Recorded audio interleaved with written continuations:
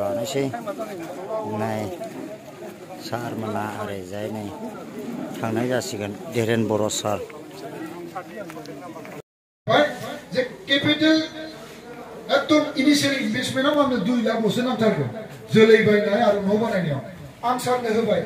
होनाय लोगो लोगो दा सारा मा खालायनांगोन हयतो बिग मिशननिफ्राय आंनो धीरेन बर' सारा आंनो हरनांगोन आरो नङाब्ला धीरेन बर' सारा आरो नङाब्ला मानोब्ला बिग मिशनाथ' थाखाबाय बेयाव जुदि धीरेन बर' सारा हरनो हायाबा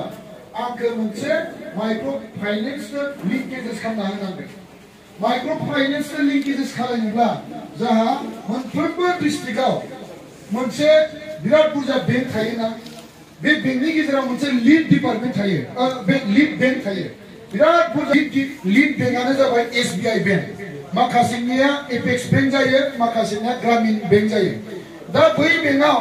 जुदि धीरेन सारा जुदि आंखौ बेनि जेनेबा बेंकनि मेनेजारजों जुदि रायलायनानै एसे जुदि फरवार्डिं माबा माबि जुदि रायलायनानै होयोब्ला बे बेंकआ आंनो लोनखौ होगोनखि आरो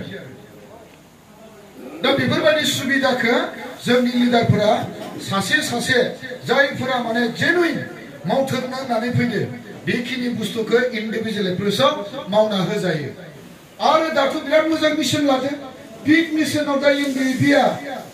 आधा एनडिबिफ्रा जुदि 10 जनसोआ बारा गिदिर टीम बानायनाङा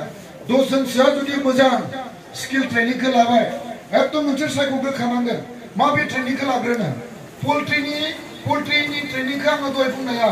बे बानायब्रबनायखौ दा बानायदो आदामोन बे गामियावदि बानायब्रबो बिदिखौ दा ला बे एकदम बारा माने बिनि